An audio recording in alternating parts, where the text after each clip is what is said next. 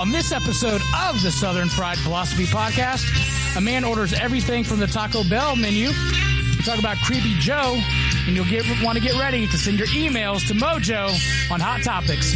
All that and more on this episode of the Southern Fried Philosophy Podcast. Here we go. Hello, everybody. Welcome to a brand new episode of the Southern Fried Philosophy Podcast. It's two guys' take on life, liberty, and the pursuit of gravy, and you, the listener, are getting a degree in common sense. We are broadcasting from the Busted Knuckles studio right here in beautiful downtown historic Concord, North Carolina. I'll be your host, Biggin, and how about you? We've got a great show lined up for you, as always.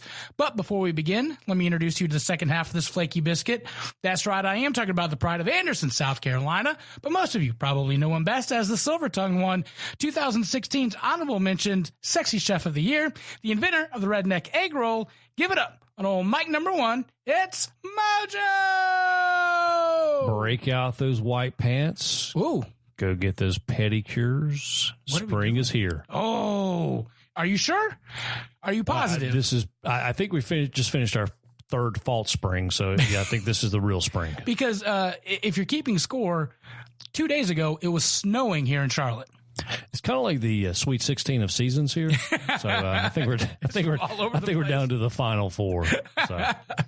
You are right. Oh man, what a crazy time. Hey, at least the pollen hasn't been that bad just yet. I did see somebody say, don't eat the yellow snow because of the pollen, not because of anything else. But man, wow. I mean, buddy. Yeah, it's kind of crazy seeing the snow yesterday. Yeah. Oh yeah, no doubt. I mean, not like we got anything, but still crazy. Yeah, so. I go out and I'll see like I had to go to the post office, but there was ice on the windshield. I'm like, what the heck? And today milk and bread, 70 degrees. Milk and bread.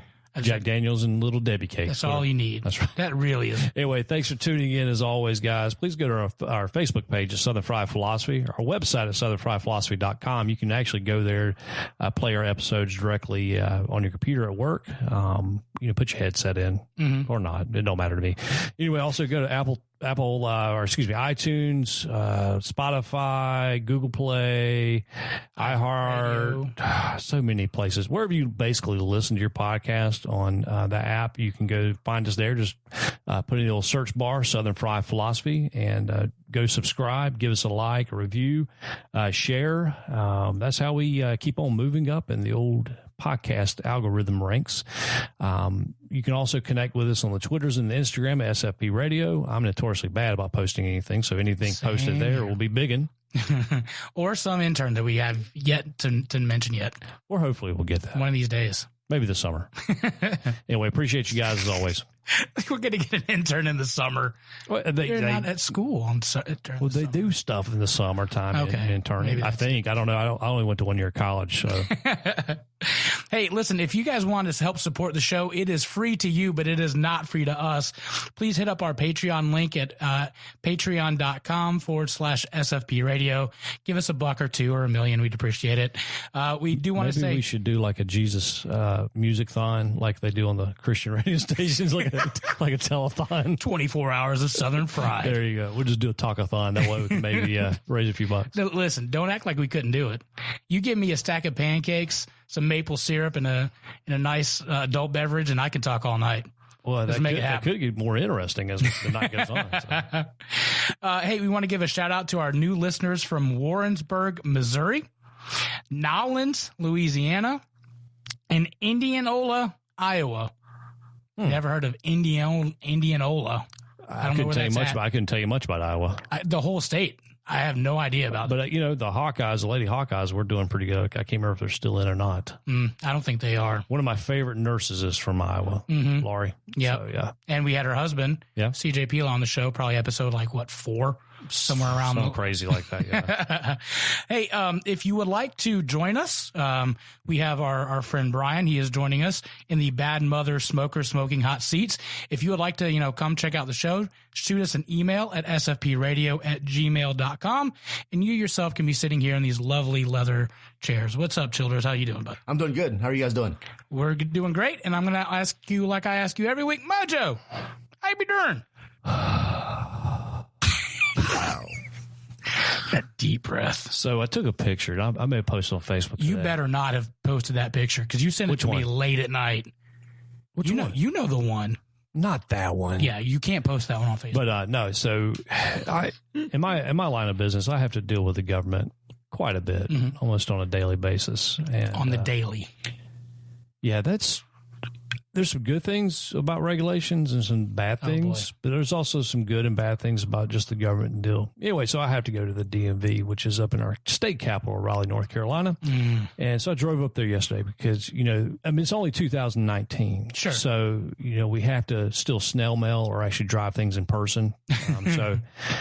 So yeah, I go up there to make sure I can get some of these temporary tags. Okay. Temp tags. Yeah. So somebody buys a bike from me, they have to get a temporary tag to ride out. And it's good for 30 days. So anyway, like I said, I had to go to the DMV in Raleigh to get these plates. Anyway, so I go there, and it's just like any government facility. It's usually older, kind of run down, raggedy. Does it have that weird like mop smell? Like always, I think that's standard. I think they make that in like a spray breeze, like a Febreze fragrance now. It's we've used this mop water, soured mop. Yeah, sour mop. Bless a bear.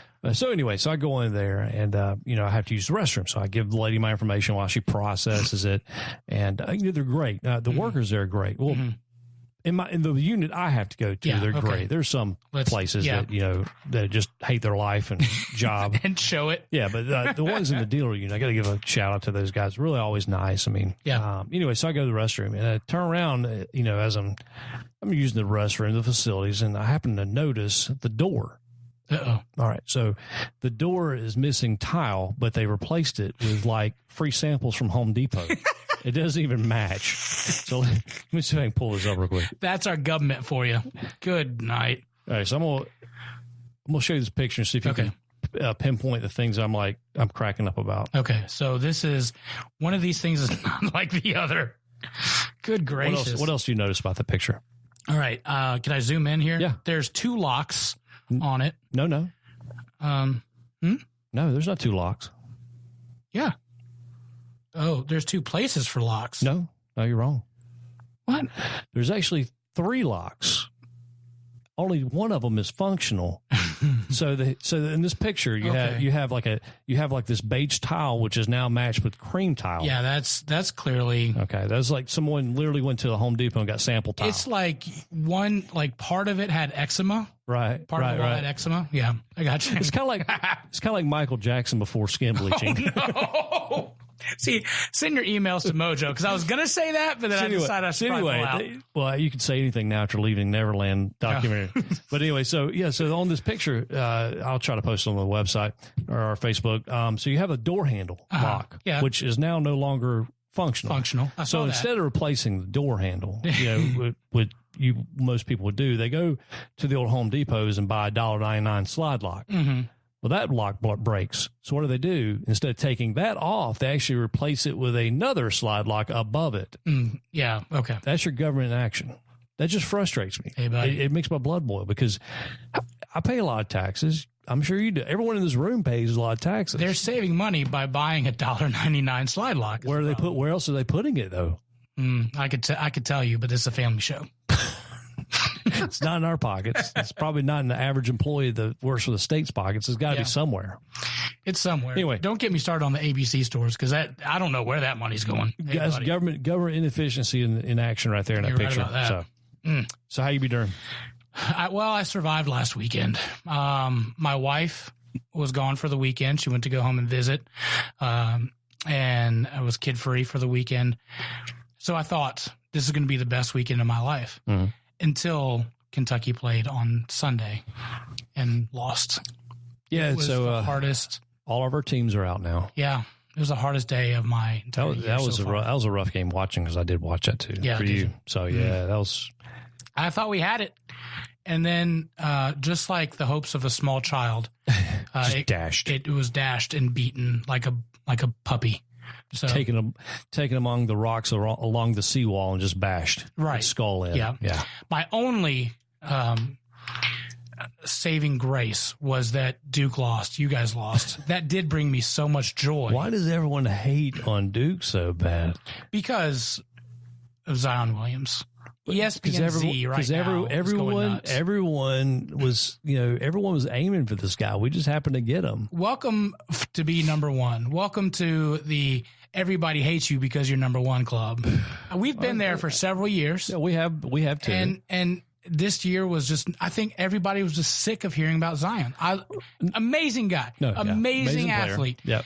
Probably going to, I'm not going to say fizzle out. That's not the word. Yeah. But I think he goes so hard, so much of the time that at some point there's going to be another injury that's just going to throw him out. All I got to say about Zion is no single player in history has ever tanked stocks for Nike at $1.9 billion in like one day. You don't think he made money off of that? Who, Zion? Zion. He could write a check right now. I don't know. I mean, yeah, he can. I don't know. See, I know they had insurance waiver on him. I'm not sure who is a recipient. I'm not sure if Duke or Nike or no, but I mean, right now, he could go to any shoe contract or shoe company at this point. The CEO of Nike flew to China to get him new shoes and make sure they weren't going to blow up. Like he watched the little child stitch him himself. Right, yeah, he did. I mean, he said, if you mess these up, I'm coming after you. But I mean, he could write a check for whatever. Like any shoe company. I want to see Zion get a contract with like Rockport and wear like loafers on the court. Maybe pennies in each of them, Oh, my dad's like two eye hole, like what are those, like little slippers? Yeah, penny loafers. Penny loafers, yeah, those would be great. That's what your dad wears? Yeah, he loves those shoes. He probably has the same pair resold. Since 1952. It's the same shoe. They don't make them like they used to. They don't, man. I tell you. Yeah, so my hopes were dashed with Kentucky losing, but we'll see. We'll see what happens. We'll see how many people leave. Yeah, it should be interesting to see the recruiting class of next year, too. So what are the thoughts for the Duke fan base? Because this is really what I want to know. Like, are they upset? How are they feeling now that they're out? How do you guys average person I talked to were, we kind of saw the writing on the wall with we had two games back to back where we were just literally dependent on luck. Yeah. Or last second calls. I mean, it was, down to the wire. And the same thing happened with Michigan State. There was a couple late calls that kept us in there. Yeah. We played very bad the tournament. We played very bad leading up to the tournament, minus the ACC tournament. But average person I've talked to, we kind of felt like we actually didn't deserve to go on just because of the way we played. We thought this was the team to go all the way. I mean, if you would have talked to me beginning of the season, I said, "Oh man, we're going no losses at all." I mean, might as well just undefeated. I mean, after we played Kentucky, remember that? The 34-point bubble. Yeah, yes, sir, I do remember that. Everyone was Still stings. Everyone was like, just going to cancel the season. Yeah. I mean, everyone too. Everyone thought that. So, but that just proves that, any given game, it don't matter how, if you top dog or not. I mean, that's the reason why we always root for the Cinderella teams, in the tourney. Just, it's any given game, things can change. So, I'm not upset. I'm upset. I'm not upset. I'm just disappointed that we didn't go all the way just because we thought this was the team, you know. But that's the dangers with this one and done. I mean, I understand why the kids want to do that. They want to get paid. Sure. But that's kind of one reason I hate the whole one and done series. I mean, just, I like seeing, selfishly as a fan, I like seeing players there for a couple of years. Okay. So you mean like one and done for the players, not like you don't want like a tournament style. No. I'm talking for the players. Yeah. Cause gotcha. The greatest teams of college basketball was in the 80s and early 90s. Guys were there, through senior year a lot of times. Yeah, but you look at the 15 Kentucky team that was 38-1. Like that was an amazing. That team could beat any other team in the 80s and 90s. Right. Like just because of the skill level and athleticism. I'm not talking about that. I'm just talking about just as a pure fan standpoint.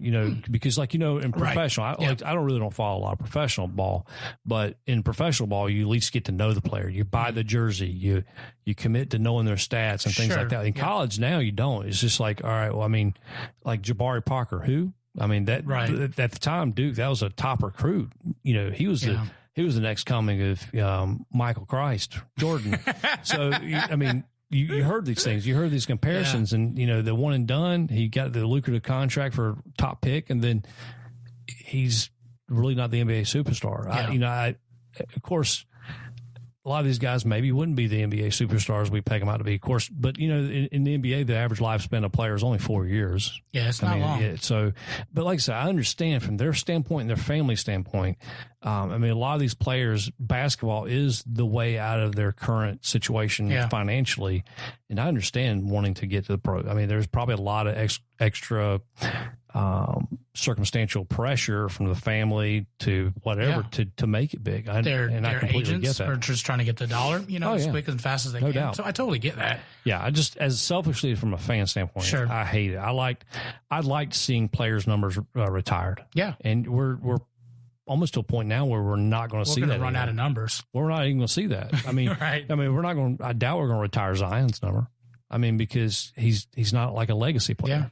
Yeah. So I just don't see it. What about because you remember that when Coach K said, "Oh well, I'm never going to do the one and done players. Like I'm not going to coach those." So now he's flipping on the one and dones. Mm-hmm. Now everybody's saying, "Well, you can't have one and dones. Now you got to go to the 4 years." Mm-hmm. But you look at the 4 years, and they're not all getting there. It's still the Duke, Kentucky, Kansas, those teams that are still getting further. North Carolina, you know, those guys are going further, having more one and done players than 4 years. So that a lot of it's the player talent. A lot of it's the coaching system. Mm-hmm. I mean, you got to admit, Kentucky, Duke, UNC to a standpoint, you know, and several other teams have just legacy coaching staffs and legacy coaching, you know, systems where you can basically plug and play any player in there and have success. I mean, to the level of success, I'm not sure. Like I'm not saying you could take a kid out of high school who probably rode bench most of his career and plug him in, but you have some deal of success because of the coaching staff. I firmly believe that. I mean, you can see the evidence of it. Look at Coach K. I mean, he's had several players that he's kind of like, you know, that were players in the Duke system, then became assistant coaches, now are head coaches of their own system, and they've had some good success. Yeah. I mean, it obviously depends on their recruiting. Like Chris Collins. Chris Collins has had some very good years with Northwestern, and, you know, hopefully he will be Coach K's replacement whenever Coach K retires in 2067. So I'm praying for life extension technology. But speaking of life extension, Coach Cal got a lifetime contract. I think doesn't K have one as well? Coach K could do whatever the heck he wants. That's the problem. Yeah. And people ask, like, what do you feel about Cal getting a lifetime contract? And it depends on the lifetime. You know, if it's an actual lifetime contract, I don't want him to be 80 and being horrible. You know, like, I think those are dependent upon the board too. I mean, I think it's just kind of his verbiage. I mean, look at Joe Patino. Yeah. Joe Paterno. Paterno. Yeah. I mean, he had a lifetime contract too, and then that quickly flipped. You know. I mean, there's ways out of it. He's no Rick Pitino, but hey, you know. But it goes to the point of, you know, and I do think it's verbiage. You know, I think that they're just saying, hey, we're going to give him a contract for as long as he wants to coach, but also as effective as you are. Right. You know, it's going to be hard to recruit if you're pooping in your pants. Yeah. I mean, I doubt he'll, you know, if all of a sudden he has a team that's, you know, below 500, I doubt they're going to keep him around. They'll probably find something. They were upset. They were calling for his head that we didn't win this last tournament. So, you know, at least the game. All they have to do is have two young college girls call him Uncle Creepy Joe, and then they'll get him out of there. All right, so let's keep going on. We've got the Southern word of the week. It's enema. Speaking of enema, my mother-in-law is always sticking her nose into my business. There you go. Isn't that funny? I like those. Have you ever had one? Oh, Lord, no. I have. I'll admit it. Let me rephrase. No, I did one time because I kept throwing up and I couldn't stop. So they had to go in the back end. Yeah. That wasn't pleasant, kids. Go in the south end to protect the north end. I would rather have the Civil War going on. From the rooter up to the tutor. We do have a listener question of the week from Lisa Crouch. What is Biggin and Mojo's favorite meal? Every.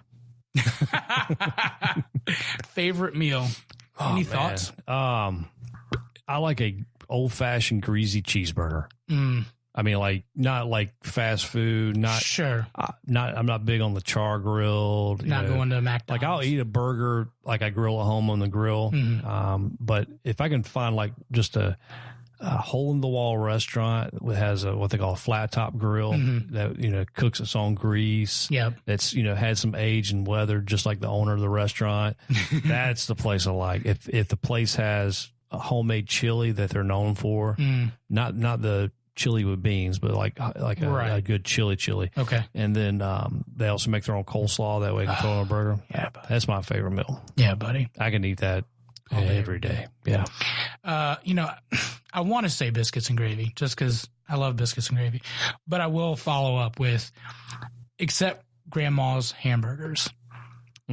Grandma will cook it in the cast iron skillet. It's not even the cast iron. Well, she'll do it in the little oven, like the cooktop oven. Oh, okay. Yeah. You know what I'm talking about? Skillet. What are those things called? Like you put the skillet on the countertop. Right. It's a flat top skillet. Maybe. Yeah. I guess so. But it's got the lid on it. Anyway, so she'll cook it in that. And then put like a half pound of Velveeta cheese on it. And then put the buns on it and then put the top on it and let it steam. And I don't know what she does. She also gets like chuck roast and something else and then have them grind it at the Kroger. Speaking of your grandma, we going to see her on the Bourbon Trail? Unfortunately not. We don't have enough time. How about we just cancel one day with bourbon and go see her? We can do it. We could do that if we wanted to. I'm all about some chocolate gravy and some cheeseburgers, so that'd be well worth it. It's the best. And then she does home fries in the cast iron skillet where she'll cut up the potato. Yep. Crispy edges. You're right. And man, a bottle of ski, and she makes the homemade slaw. You can't get any better. Are we going by Dumas Walkers? Why do you want to go by Dumas Walkers? Every kid who listened to Kentucky Headhunters back in the 80s wanted to know about Dumas Walkers. I tell you, it was literally 20 minutes from my house in Campbellsville. And there's slow time. So we could be done like on Monday nights, we get done with BSU, Baptist Student Union. And then we would drive over there and get the slaw burger fry and a bottle of ski. We'd play Deer Hunter. Because they had that there. And it was just a long counter. And then, Mama somehow managed to keep that cigarette in her mouth. I don't know how that was possible, but she would serve you, have the cigarette dangling from her mouth. We'd play, Deer Hunter, have the time of our lives. And then because it was an hour back, we could stay there longer. And then we go back to Campbellsville, and it's fast time. So we lost an hour. That's funny. We had a good time, but Dumas Walkers was great. Yeah. Loved it. So let's get into some wacky news brought to you by Webmerized. If you need a clean, crisp website, check out our sponsors section of our website or webmerized.com.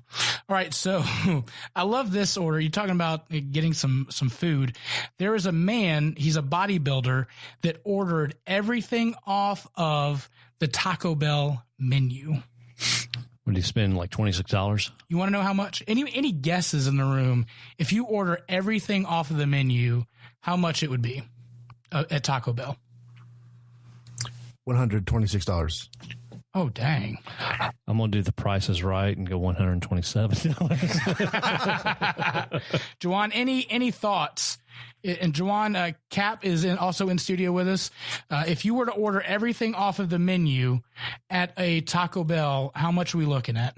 Probably like $72. $72. The total amount, and I probably should have said this, he ordered a couple of items more than once. So he did order 3 caramel apple empanadas. But those are like $1, right? Yeah, so it's not. The total cost is $120.03. Oh, my strategy did not pay off. Oh, $120.33. He said that he regretted it. I wonder why. After he encountered a, quote, chicken something or other in a weird sauce that later betrayed him in his stomach. He said it was just the sauce that betrayed him. Just the sauce. He had the worst nachos that he's ever seen in his life, but he powered through to those empanadas, and he had the worst pain that he's ever had in quite a long time. I wonder what the caloric intake would be. Oh man, the dude is 6'8", and he weighs 415 pounds. Wow. So he's bringing the heat. So he got room to pack it. Yeah, he does. He did this on YouTube. We will put it on our YouTube page, but he talks about eating the entire menu. We used to, in college, my 1 year in college, I look back with it in such fond memories. We were on a poor man's budget, Sure. Kool-Aid and ramen noodles. Mm-hmm. And we would go to Taco Bell, walk in, order a taco, then go to the all you can serve yourself sauce section and just put like a bag full of sauce. So that way, when we had ramen noodles, we had Taco Bell sauce. Oh, nailed it. Yeah. Well done. That was my fond memories. That's probably the last time I actually been to a Taco Bell. I really enjoyed the Crunchwrap, the breakfast Crunchwrap. Do you know what I'm talking about? Yeah. And especially they had it where there was gravy in it at one point. So I would get a sausage Crunchwrap that they would, lay the tortilla down. They'd put the hash brown on it. It was really thin hash brown, eggs, sausage, and then they put gravy on top of it, folded it up, and then put that in the little press. And hey, buddy, it was good. Yeah, that's good breakfast. But even without the gravy, it's still pretty good. I like the Crunchwrap. I don't remember it with the gravy. Yeah, they don't do the gravy now. I've yelled at them for not having the gravy, but it is what it is. It is what it is. But it's good. And then they have those little Cinnabon balls, The little cinnamon cheese cake things. Hey, buddy. Mm-hmm. Yeah. Those will do some damage. Yeah. I didn't even know Taco Bell served breakfast. Yeah, it's a good little breakfast, and you can get that same thing. You would probably 86 the wrap and the hash brown, but I mean it's easy. Leave me with air. Yeah, you got that. I don't think Taco Bell is a keto friendly menu. Actually, they have a couple of items I've read on keto boards, but I've been cheating the last couple of days anyway. So I was going to talk about this a little bit later. Their Burger King came out with a vegan burger this week. We thought it was a April Fool's joke, but it's not. They have their own vegan burger. And then also Taco Bell came out with a whole vegan menu line. So I thought Taco Bell was already vegan. I would, because I didn't think their stuff was meat. That is true. That's partially true. But I mean, you could go to Taco Bell and not get meat. That's pretty easy. Yeah, I wonder why they're going this route now. Because Burger King, if you remember, 10 years ago, Burger King actually had a vegetarian burger on their menu, and it flopped. I mean, they're bringing it back, kids. I don't know if it's just the political climate, this whole new Green Deal thing, and kids, want to kill cows because of flatulence and things like that. I mean, I wonder if it's anything to do with kind of the political climate. Just kind of curious. I would think, though, that they would try to go more keto because that's more mainstream at this point than vegetarian. Wouldn't you say? Most people are more scared of carbs than they are meat. Yeah, I mean, trust me. Hey, if you don't want to eat meat, that's more for me and anybody on the keto diet. I mean, sure, we like the meat. So, wow, I just don't. When I had restaurants and I had vegetarian burger on my menu. That burger was probably ordered 1 to 500 meat burgers. Yeah. So, I would understand that. Granted, it could be in the areas I was in, but yeah, it wasn't a hot seller. I mean, I had it there just for convenience, but it wasn't the hot seller by no means. So, I mean, people come in, they're like, I want to eat a little healthier. They eat a single burger versus double burger. I mean, they're not going to just give me the tasteless meat looking patty that's not meat. So, but was there a lot of people that would ask for that hamburger without the bun? They would just do it like a lettuce wrap. I've had because that was when the Atkins diet was kind of big then. People are on. There's so many diet fads that come and go. Sure. That kind of eliminate the bread. But that was a big thing. But we also I had a local baker make my bread, so everybody I was known for that. So I mean, people would come there on their cheat days. Nice.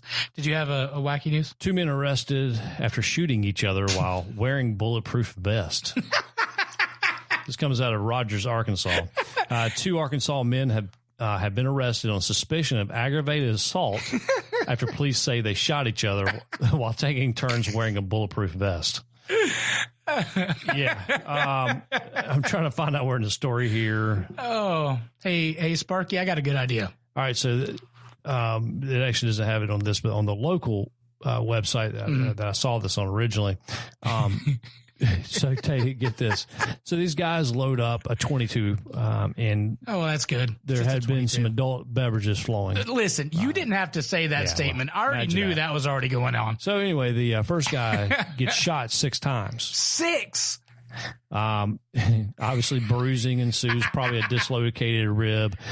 So he gets a little mad and makes his buddy put the vest on and sues to unload the whole magazine on him. So anyway, the wife comes out a little mad and she makes him go to the hospital. So they go to the hospital. When they get to the hospital, instead of fessing up to what they have done, they then claim, one of the guys claimed that he had been hired by another guy. Oh, no. To escort. This isn't going to be one of those Juicy Smollett things. No. I said juicy. Well, I guess to escort his contact into the woods in and out. Well, they undercame some fire. He was shot 6 times in the chest. So that was the story being sold. Okay. Of course, the crack team at the ER saw that the holes through the story here. Literally. Because, being inebriated, coming in with multiple bruises from being shot, they immediately alerted the cops, and the cops came and arrested 2 guys. Breaking news. This is a live feed of when the wife found out that this was going on. Breaking news. This is the lady. This is the wife of what happened here. We are adults, and this is ridiculous. This is absolutely ridiculous. Cut the crap. She was probably more mad that they didn't bring back her carton of cigarettes. I mean, but you didn't have to tell me the alcohol was involved. Do you think this is this is where I think probably the law enforcement probably should not step in? No, I think the law of Darwinism probably should fall in here. Yeah, I mean, I'll be honest with you. Part of me kind of thinks this is kind of cool and kind of want to try it.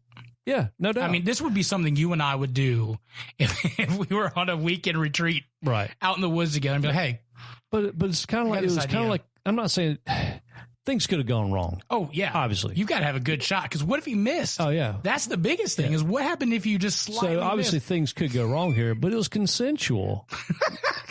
You know what I'm saying? It's like an SVU commercial. Yeah, but I mean. You start laughing hard enough, and if I shot you, I'd probably be laughing. Yeah, pull a Ralphie and shoot his eye out. Yeah. Good gracious, no. But yeah, anyway, that cracked up when I heard that. Oh, yeah. Because I could just see it happening. No doubt. Y'all, bunch of crazies. Speaking of crazies, PETA got called in after a snake was killed during a Netflix movie was being shot in Alabama. Evidently, the People for Ethical Treatment of Animals was sent letters to the Pelham Police Department telling them that while on the set of the Devil's All Time, whatever, I haven't even heard about that Netflix show, The Devil All the Time. I can read. It's the Netflix show, The Devil All the Time. While they were filming it, a guy moved a rock, saw a snake, killed it, and now PETA is going nuts because the snake was killed. Their entire argument is if you decapitate a head, the snake can still feel it.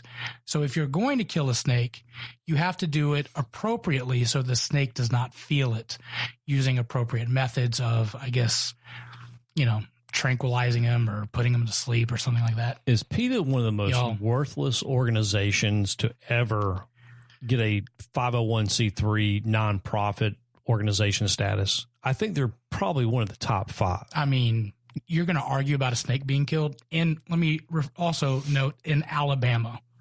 I mean, that happens daily. Oh, yeah. Go down the road. I'll be in Alabama tomorrow. Oh, will you? Yeah. I might join you. So is a weed eater an appropriate way to kill snakes? Because I did that last week. Did you? Yeah. Well, I'm going to call PETA on you. Good gracious. This isn't going to be on the internet or anything, right? No, okay, it's just between you and me. PETA PETA's always been out there, but they have. I mean, they have taken it to the next step. Yeah, they've reached the trajectory and the heights of just total absurdity. Yeah, I mean, they decry all kinds of things, and I understand if you don't want to eat meat due to your own personal beliefs. Okay, I got that. Cool. Copy.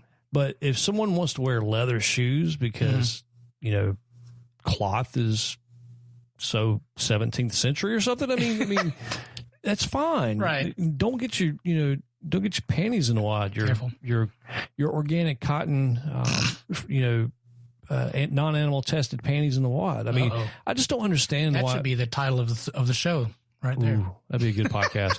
No, but I mean, I think they're so worthless. Yeah. I mean, what have they actually done besides harass people? Well, you'll remember we had the story where they took the lions off of the carton of the animal crackers. Yeah.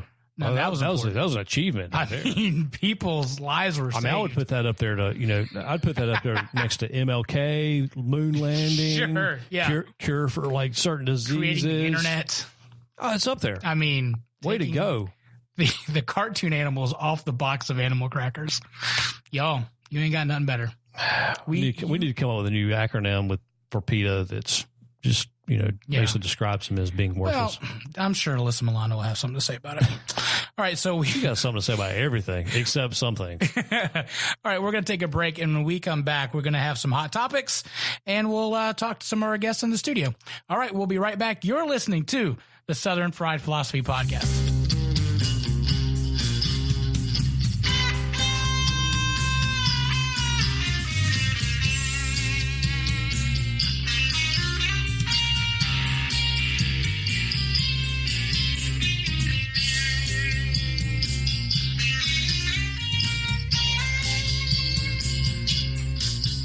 Words cannot describe how awesome Robert and his team at Webmerized are. In our time of need, Robert came through for us and devoted more time than expected to help our organization develop our new website. It truly is a blessing to have an individual that can speak to the average person not in the IT world in a manner that can easily be understood. The process of working with his team was painless, and I look forward to working with them for future projects. Our website is spectacular, and I'm really proud of what was developed by Webmerized. Thanks. Don't take Stella H's word for it, and also Southern Fried Philosophies, but go out to webmerized.com, WEBMERIZED, or check out the sponsors link on our website. And if you mention the word biggin in your order, you'll get 10% off. Check them out at webmerized.com for your web services needs. All right, we are back. This is the Southern Fried Philosophy Podcast. So we're going to go into our hot topics. So as you know, we're going to do our disclaimer. The views and opinions of Southern Fried Philosophy are not necessarily those of our guests, sponsors, or friends of the show, but they should be. All right, and Hot Topics is brought to you by Washman Cigars. Leon, what up? How's it going, guys? We've got Leon in studio. We've got Childers. We've got Juwan Cap all in studio. So, hey. All right, so Mojo, kick us off. So, all right. So, since we didn't have a guest for the day, Yeah, we we kind are of like to do just a round table of discussion, just Yep. hot topics, kind of hitting out there. Some are serious, well, mostly all serious. But you just got, it kind of gives us a little glimpse of my thoughts. I mean, how you like to avoid things. No, I'm just Yeah. kidding. So, I avoid hot topics like a champ. Can we just talk about peanut butter? Can we just do that? hey, look, my favorite thing now is to go on like the NBC Charlotte or buddy. Fox Charlotte and just troll people. I love that. I love that. Just because people get so upset online. I mean, I'm the guy that starts crying. Like if I say something mean, like if we do a post. I don't say anything mean. I just I take all their insults. I mean, I just kind of give them facts, and facts is actually trolling now. Yeah, well, that is true. If we get because you can see when Facebook, like you get not a dislike, but like your likes go down. If somebody quits following the page, I start like getting emotional about it and be like, oh no, somebody doesn't like me. Yeah. So that's how I am. You, on the other hand, you could care less. It doesn't affect my day to day. It doesn't affect my day to day. I mean, I want people to like me. Yeah, that's it. I like people to like me too, but I'm the countercultural guy right now. Yeah. The culture is to basically cower down, don't share your opinion. Hopefully everyone doesn't hate you. Right. Personally, I could care less. All right. If people hate me, they hate me. If they like me, they like me. So send your emails to Mojo after this. So go ahead. What's our first one? All right. Well, so everyone, I'm sure, has heard by now that two more women have come out against Joe Biden, probably potential presidential candidate Joe Biden. Two more women have claimed that he has inappropriately touched them. Okay. One of them, Lucy Flores, has actually wrote in The Cut, which is a blog, that Biden kissed her on her head at an event in 2014. Sure, which there are pictures of. Gotcha. There's great footage of this.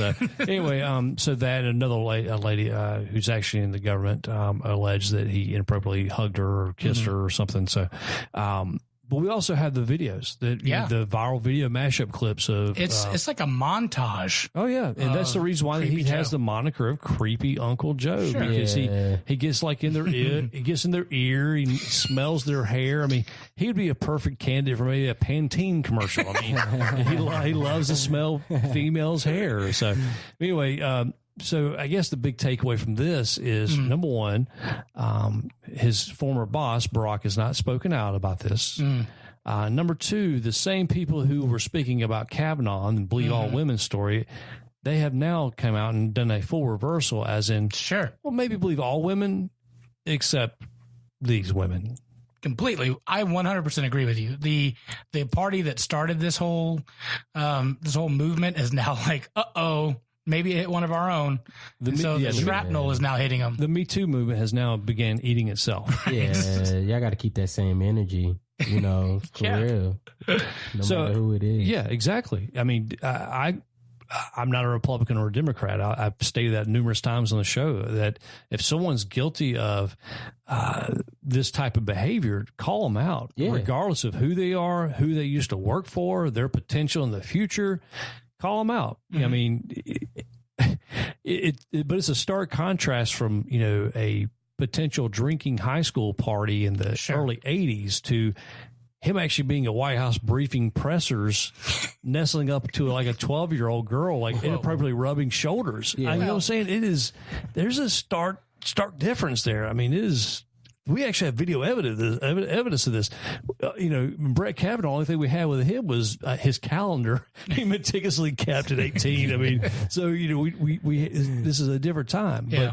But, it is a different time. But let's be also very clear. He is the creepy drunk Uncle Joe but he's not doing things that he's being accused of, rape or anything else like that. It's just being weird, and everybody's got that weird uncle that, like, there's nothing wrong. They're just, we had a weird uncle, but we fatally shot him. I'm just kidding.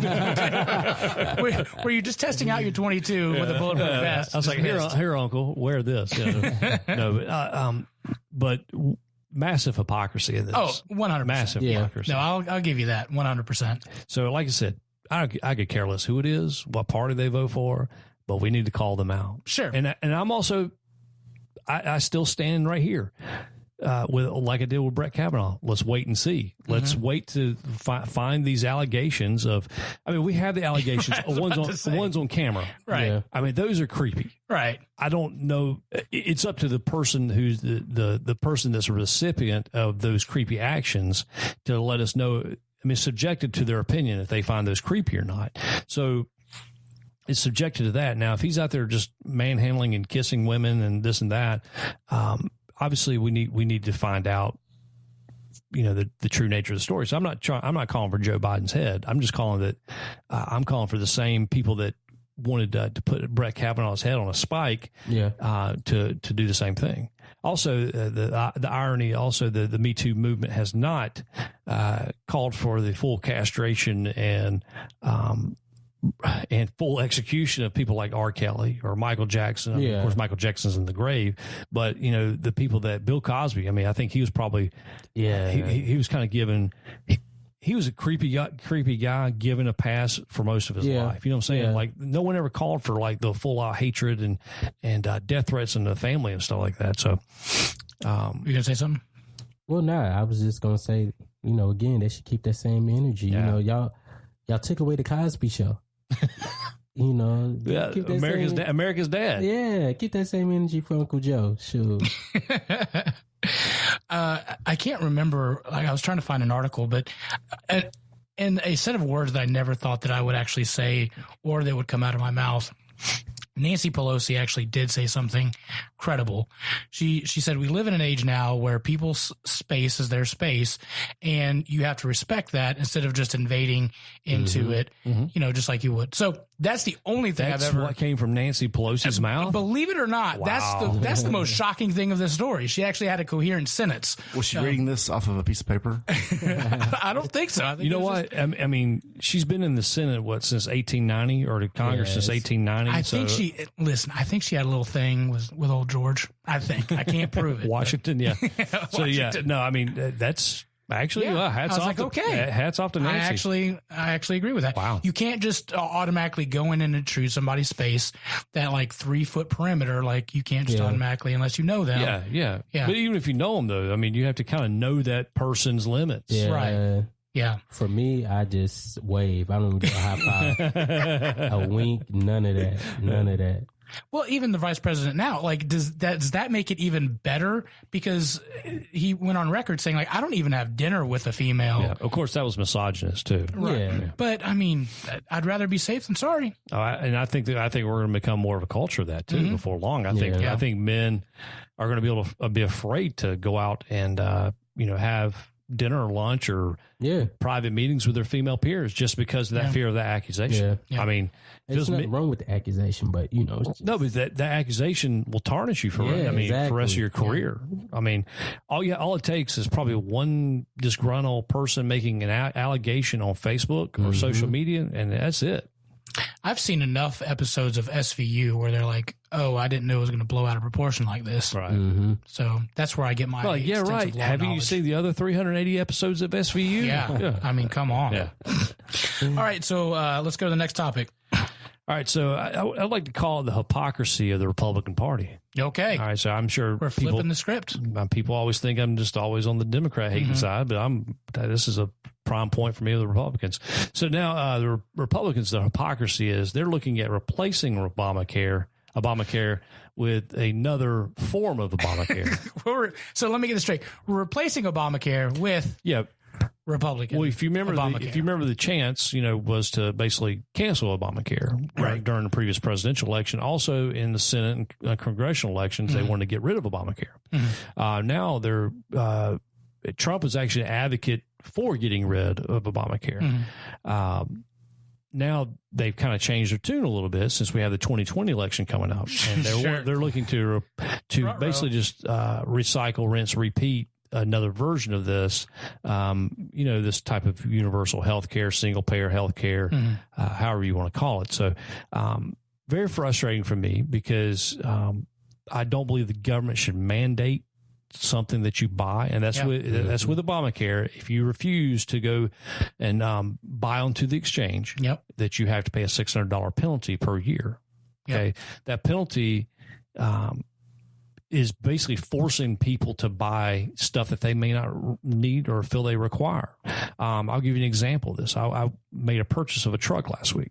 Okay, and I looked for 2 weeks for a truck, and I went to one dealership and like the truck, I got down to the nitty gritty. What else am I paying for? Because, dealers always, I'm a dealer. You always have administrative fees, things like that. Let's be clear, a motorcycle dealer. Motorcycle dealer. Right. I'm not slimy Sam's used car sales. You're right. But no, car dealers are always notorious. You have to ask these questions. They're always notorious for sliding in extra fees. I slide in a dealer administration fee, which covers all, my notary fees, my mailing, my time to actually go to the DMV, and things like that. So anyway, this dealer goes, the price on the truck was great. But I said, what else am I got to pay for? He goes, well, you got another $747 charge. I'm like, what is that for? He goes, well, $247 of that goes to this lifetime carpet care. Like if you drop your bottle on it or something, you can bring it back and we'll clean it. Okay, what's the other money? Well, we're going to window etch your VIN number into the windows for theft. I'm like, well, that doesn't even make sense because if someone's going to break a window, it doesn't make sense. I'm like, so can I refuse these? He goes, no, it's mandatory. Wait, what? Well, guess what? I didn't purchase from there because I wasn't going to pay an extra $800 of my hard-earned money for something I didn't feel like I require. Yeah, that goes back to this health insurance mandate. I don't believe.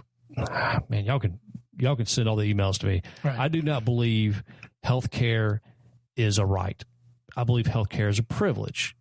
Healthcare is something that we work for. I mean, we have healthcare in this country for everyone, and it is approximately pretty affordable. I mean, you can go to a doc in a box. You can go to urgent care. You can go to the ER right now, have zero insurance, walk fresh in across the border, and go to the ER free of charge. Trust me, they will take your bills and put them into another category. They will write them off. Yeah. Hospitals have grants from philanthropy to pay those defaulted bills. Now, the average Joe who has a Social Security number, they will chase him down for the rest of his life through collections. You know what I'm saying? But we have a health care. I do not believe we should be mandated to buy something that we do not feel necessary. Why would a 21-year-old kid who is healthy, who doesn't smoke, who doesn't do this, why should we force him to buy into a system that he doesn't need? At the peak of his life, he doesn't need. I mean, he may go get a job that has, company health care that's affordable. I mean, that's what a lot of people do. A lot of people have company health care. I understand some people don't. I get that. But health care isn't a right. Rights are things like I have a right to breathe. I have a right to travel. I have a right to do this, that. I mean, just because those are rights doesn't make healthcare right. I mean, I think the last 100 years, we've had great healthcare. Before that, I mean, the average lifespan was 45. I mean, nailing it. And you paid for it too. I mean, the people that lived to 45 paid for that. They had the doctors coming, to their house and afford them some type of care. It's just not a fundamental human right. Just like housing is not a right. If that was the case, we'd have zero homeless. Right. And I'll agree with you on that. Let me throw some verbiage out there. Is healthcare different than health insurance? So going back to your thing, like if somebody is sick, like should they not be able to go to the doctor? Like, I think that we would all agree, like, if you're sick, you need to go see a doctor. I agree. I think there's affordable measures for that. I mean, prior to the modern day insurance system, what did we have? We had hospitals. We had mental health facilities that were formerly known as psychiatric insane asylums or things like that. These didn't turn out too well for Batman. I'm just saying. Arkham. Yeah, and also the criminals. Yeah. But these were set up by religious organizations. I mean, look at the Catholic organizations that have hospitals named after St. Mary, Saint this, Saint that. The Jewish hospitals. I mean, these were all set up by religious organizations or private charity funds set up by rich people to treat the people that could not get some type of health care. And it worked. I mean, St. Jude's. Look at St. Jude's. Sure. I think half the issue is now it's for profit, and people are just trying to make money after money after money, and it's $100 for an aspirin, and then they have to deal with the whole insurance issue. But I agree, like the religious, the charitable, we should be taking care of people. Like that should be kind of what we do. But I'll agree with you. Health insurance, I think, is a privilege. I think health care is a right. People should be able to go see a doctor if they're dying or sick. Well, then that crosses. So almost like a cross. I mean, no, they have the right to be able to seek attention, but the person providing the care also has a right to refuse their care.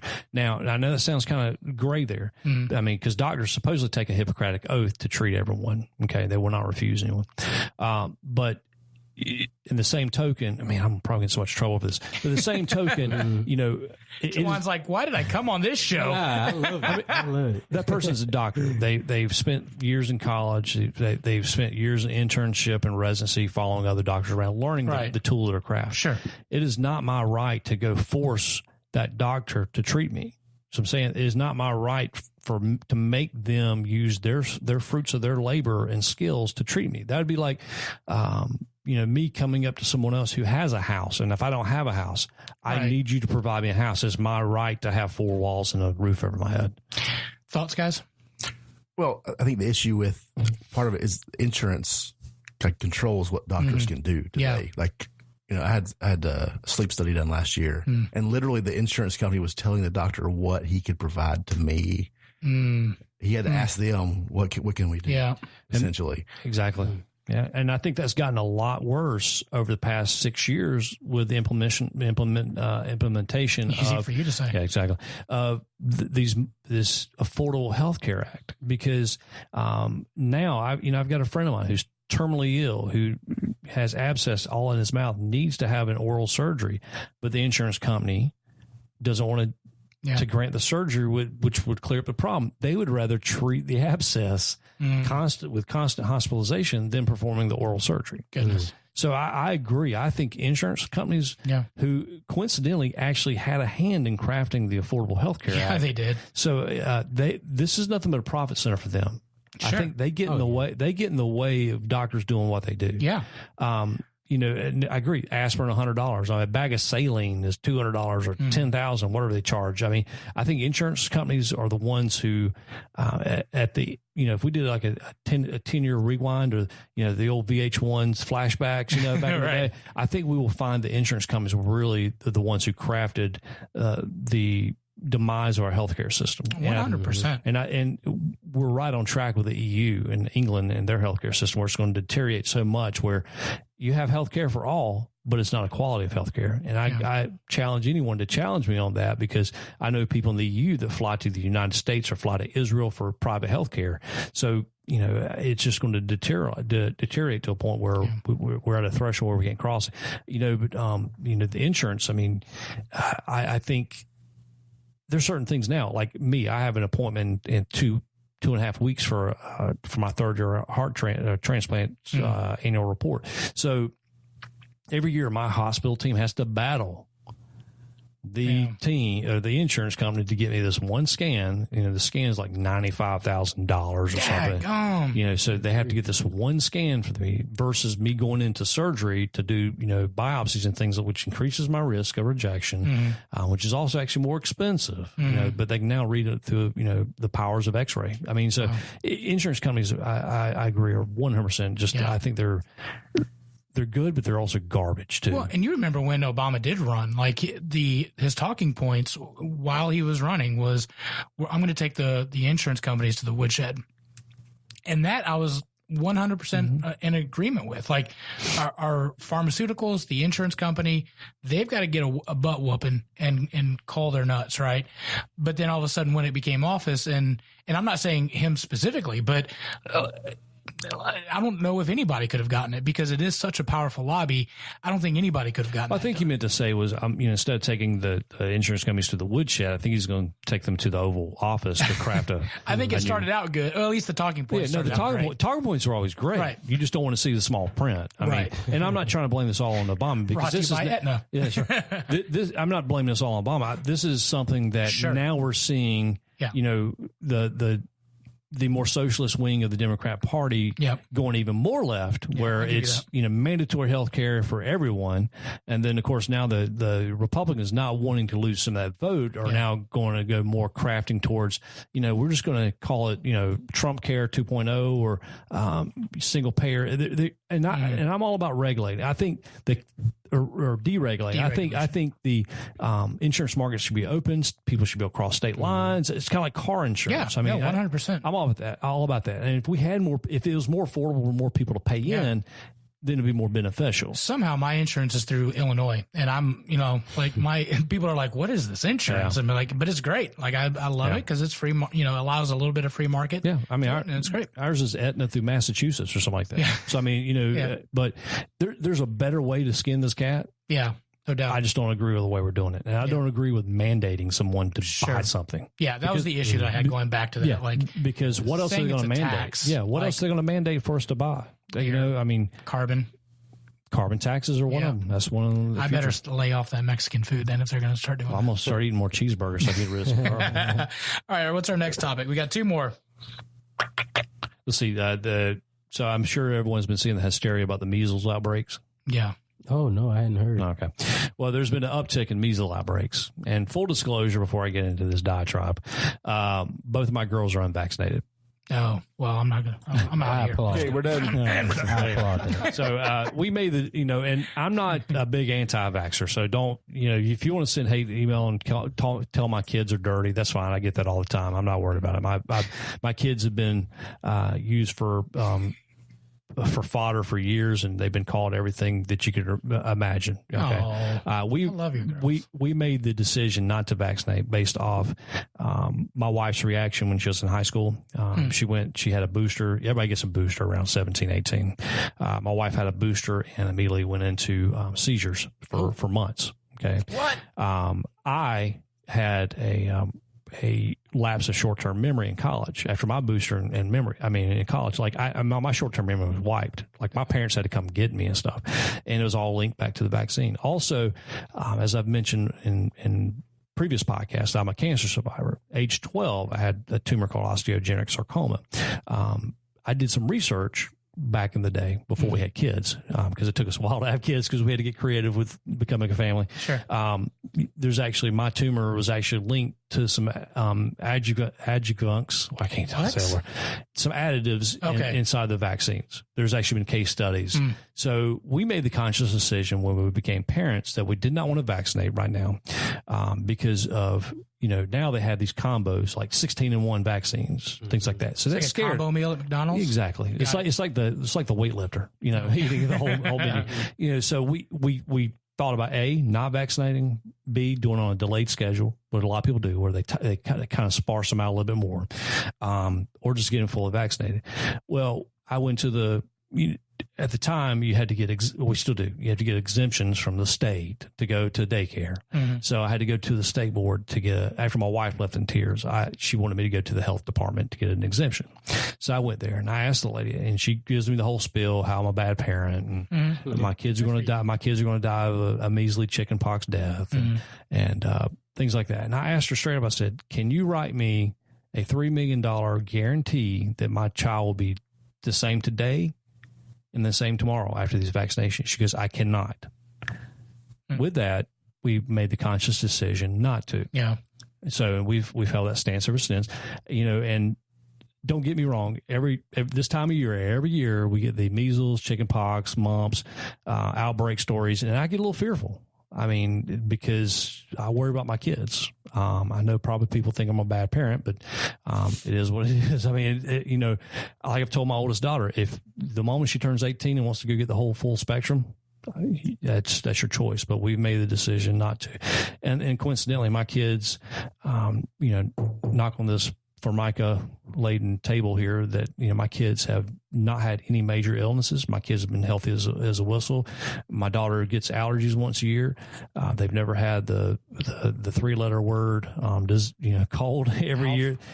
So they've been very blessed, healthy. I mean, I won the genetic lottery. I get everything. But my kids, you're like Mr. Glass. My kids are like, yeah, exactly. My kids have an iron cast immune system. It is amazing. We're very blessed that way. So, like I said, we just made the conscious decision. We don't force that on other people. We don't look down on other people. I'm sure I'll be looked down upon, which is okay. But we made that conscious decision not to. Yeah. And I have other things to say about that too, but get into the story. So anyway, we've been seeing a long intro. Well, I want to lay the foundation out. Yeah. So anyway, we've been hearing, there's actually been an uptick in measles quite a bit. I mean, and they're calling the resurgence. 400 cases, is it? 400 cases. 400 cases. Granted, there's 330 million people in the country, but we've had 400 cases. So that's I don't know. I'm not good with percentages, but that's probably, I'm saying that's probably less than 1%. Yeah.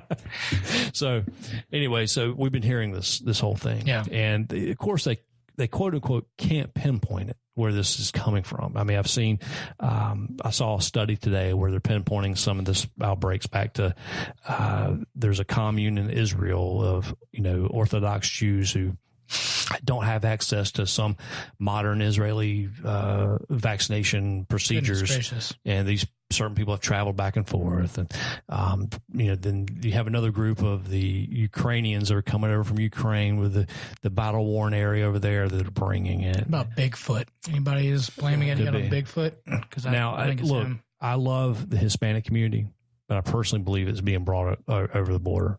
I mean, send your emails too. I mean, look, they're capturing 14,000 people. That's a lot. Yeah, 14,000 people. I think a month. Is it a month or a week? I can't remember now. There was like 100,000 last month, is what I heard. So you got 100,000 people they've captured at the border. Okay, they're coming from countries that do not have any vaccination procedures at all, or if they do, it's all humanitarians from non-governmental organizations. So does that? I mean, you recently had a kid. She's due in May. Okay, so it's coming. But even part of me is thinking, and again, just my stupid not parent thought is if we have these the measles and things like that, these outbreaks that could come up from some other place, and it's not quarantined, it would be a stronger case, I think, to have immunizations, right? But here's the thing, though. I think our rates of immunization in this country are pretty high. Okay, I was immunized. I mean, everyone at this table has immunizations. Mm-hmm. I'm willing to bet. So, in theory, immunizations there to protect you, right? Right. So, I should be protected. Right. Everyone else. So, literally, only people we should have risk are people like my kids or some other people that have a suppressed immune system from being, they're not getting vaccinations. They're the ones we have to worry about. But that's not the case. We're, people that are getting sick are ones who have been vaccinated, along with also the ones who are unvaccinated. Was not aware of that. Yeah. So plot twist. The vaccinations are not 100% guaranteed, just like the flu vaccine is not 100% effective. But, we're seeing, like I said, 100,000 people are at borders that are trying to cross illegally every month. And we're seeing an uptick, and there's caravans being announced every day that they're bringing their marching bands and knapsacks and coming on up to the border, I guess. But but they're also bringing other. They're also bringing other things with them. They're bringing non-curable tuberculosis. I mean. These are things that we can't cure regardless of how powerful our antibiotics and immunizations are. These are things we have no recourse for. Right now, you guys may not see, I'm grabbing my phone and I'm going to donate right now to that Trump wall as fast as I can. put one brick in at a time. I don't even know if I like it or not, but I don't want that. Right, and I don't know if a border wall would exactly save us from that, but the countries that are seeing upticks, France, Germany, Poland. These are all countries that have taken in excess of migrants from other countries. We're taking in just an excess of migrants. I mean, right now the catch and release program in this country is embarrassing. We for every 4 people that we arrest illegally right now, and we don't even document and check them really for health anymore. Like Ellis Island, people talk about bring your hunger, your huddle masses, your wretched, whatever. Yeah. Well, Ellis Island, we'd actually check them for health screens and then ship their ass back on another boat. To be clear, you said ship your butt back to. Yeah. Okay. Ship. All right. I'd say sure. but we'd send them back. We'd send them back. Yeah. I mean, we would not let people in that would, You're right. Make our population sick. We really don't do that now. No. We give them court order papers that say, all right, you need to show up at this certain court date with your cough. Yeah. And then we release them. And only 1 out of 4 is the last number I saw that show up. So I don't, measles and chickenpox. I'm not saying I want the measles. I don't want the chickenpox. I've had the chickenpox twice. I'm just saying that these are diseases, these specifically those 2 that people would have parties to go to. My parents took me to a chickenpox party. Well, in fact, the governor of Kentucky, Matt Bevin, has said that he sent his children to one of those parties to get chickenpox in order to vaccinate later down the road for their kids. Yeah. I mean, you get lifetime immunity once you get it. I'm not, we make. Let's go back to the leaches when people would put leeches and bloodletting. That worked out well. Interesting side story about bloodletting. Anyway, no, that'll be the After Dark podcast. No, but seriously though, like I'm not saying I believe vaccines do good. Right. I do. Okay. But when you have so many people vaccinated in your country, I believe I have the choice. And I know people will beat me up. Well, you really don't have the choice because the people, generations of vaccinations have done that. But guess what? I'm not willing to risk my children's lives and well-being just to make you happy that you vaccinated your kids.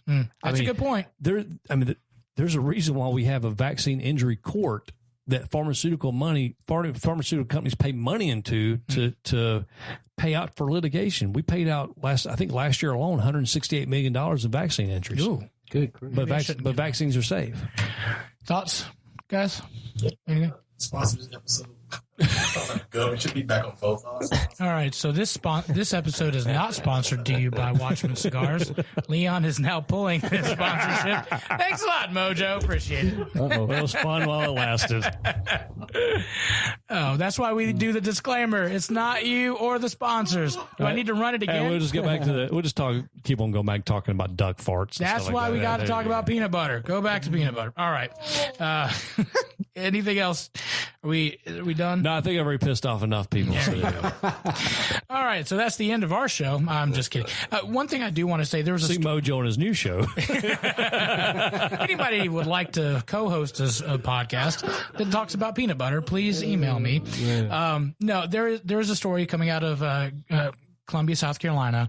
There's a student there that got into an Uber this past weekend. I don't know if you guys saw the story or not. Yeah. Got into the Uber. It was a fake Uber or just a mislabeled. A woman just got into the car, and then they found her body 2 hours later. Or a couple of days later.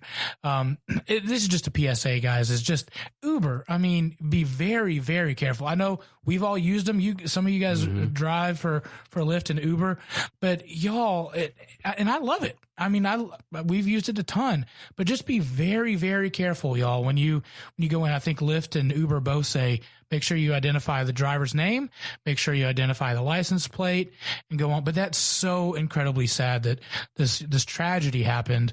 But just be very, very careful, y'all. I know, we've all been there where we might needed to use one, but just be careful on that. Yeah, and you actually still do Lyft. Yeah, I'm a drive for Lyft right now. Yeah, there are quote unquote safeguards kind of in place. I mean, I have a light on my dash that changes colors based on your phone. I don't know what color it is. I can't fabricate that. Huh. So it should show you if it turns yellow, and you should, that's the yellow light. And then you ask, and it says my name, has my license plate number. It gives you a ton of information. But if you're in a hurry, people getting in a hurry, they just jump in. They've had a little bit too much. I pulled into the wrong driveway and almost picked up the wrong family. Oh, wow. Then I started looking like, something's not right here. So I backed up. I was like, hey, I'm over here. I'm in the wrong house. Wow. Because in the dark, things can happen. Ssure. So it's the responsibility of both parties to confirm. Right. I said, hey, well, in this case, you confirm the name. They usually say my name. Then we're good. Then I confirm the destination. If none of those things line up, right? Get out of the car. But if you're a bad guy and you're just trying to take people or what have you, I mean, goodness gracious, because they are out here. Like I was in Walmart and I was with my stepdaughter. She's 11, but she's a little bit taller than me. But I had this old white man come up to me and ask me, do I like dogs, and try to get me to his van. I'm like, it's a whole child right here. Why you not trying to kidnap this child? And I do like dogs, so I end up going to the van. But it's a crazy world out here, man. Crazy. I mean, that is funny. But again, guys, be very, very careful when you're, especially if you've had a couple, and you're just like, whatever, I'm just jumping in. Goodness gracious. But also, I think even the Uber, the rideshare drivers, Uber, Lyft, and I think there's a few other ones now. Those guys have to be careful too. Sure. I mean, they need to verify the person getting in's credentials. I mean, I know I've ordered. I wouldn't call it a ministry. Some people call it a ministry, but I do help get heroin addicts from point A to point B, usually to a rehab facility or to a detox, things like that. And instead of me going out a lot of times, I will order them an Uber ride.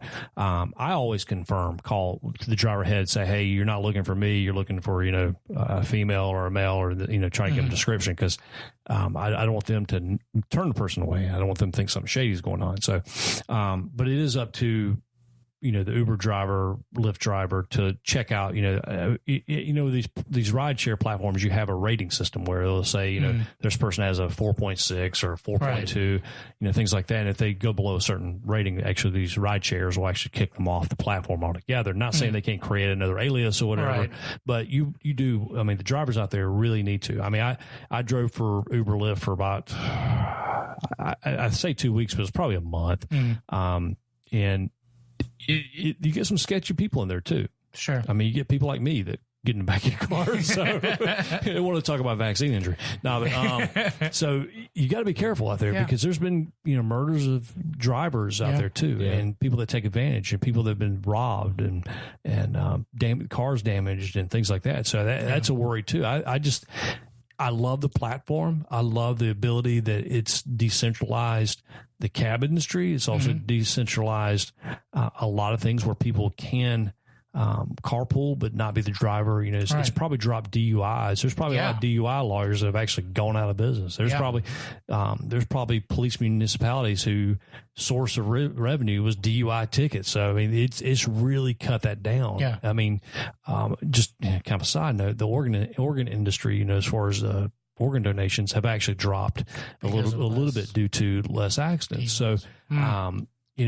it is shaking up the country in a good way in a lot of ways. So I'm all about this platform because it gives people that I know that if I ever get to a hard point where money, I can just re-sign up, get my car authorized, and go out and drive and make money. And I could drive 18 hours and not have any regulations. I love that ability to be able to go out and do it instead of having to go to a school or buy a medallion for a cab company or pay these exorbitant fees to the state. I love the ability that you be able to do be your own boss type things.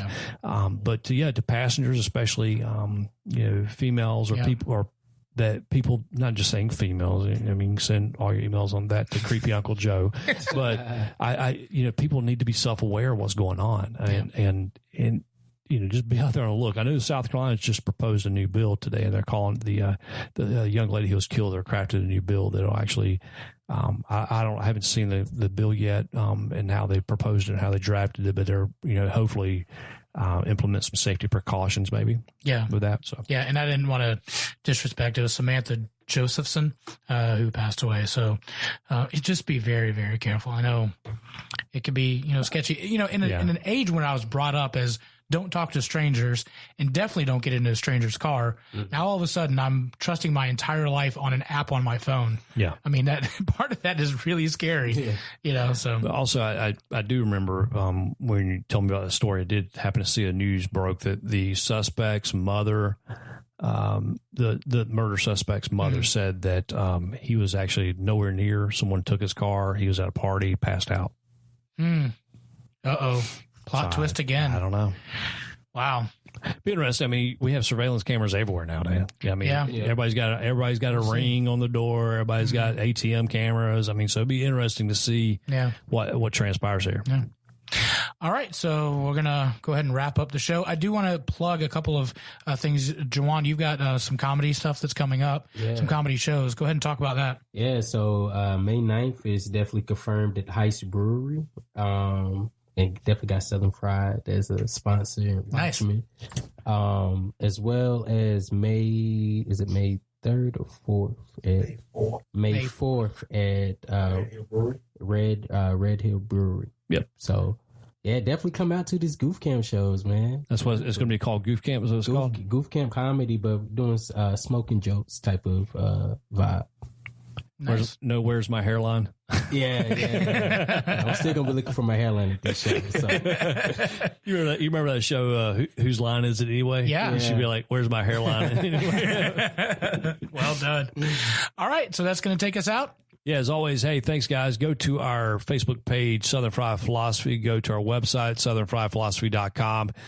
Go to any podcast app. I mean, if you go to Spotify, iTunes, Google Play, Stitcher, YouTube, whatever. I mean, wherever you play your podcast, just go there. You can download our episodes. You can like. You can subscribe.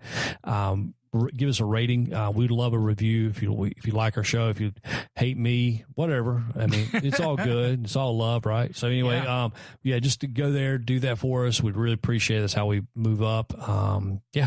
Yeah, and don't forget, if you want a really great app to listen to some music, check out statesvegasradio.com for their app. You can check us out. We play Monday nights at 6 o'clock, and then we get repeated Friday at 4 o'clock. So Eastern Standard Time. EST, y'all. All right, so that's our show. Thanks for tuning in. And as always, keep looking up.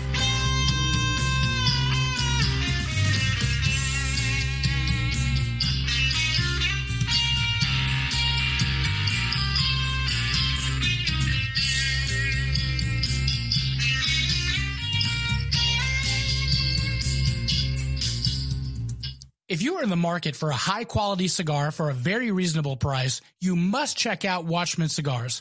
Watchman Cigars is a family-owned business that puts the customer first with the best customer service in the business. Watchman Cigars offers the Habano for a full, spicy flavor, the Connecticut for a mild, easy-to-smoke option, and the Maduro for a strong, powerful experience. They even do specialty blends and partner with you to provide a custom exclusive line just for you. Watchman Cigars has all your cigar needs. Follow them on Facebook and Instagram at Watchman Cigars 1991 or email Leon directly at Watchman_cigars@yahoo.com. That's Watchman_cigars@yahoo.com, or check out the sponsors section of our website.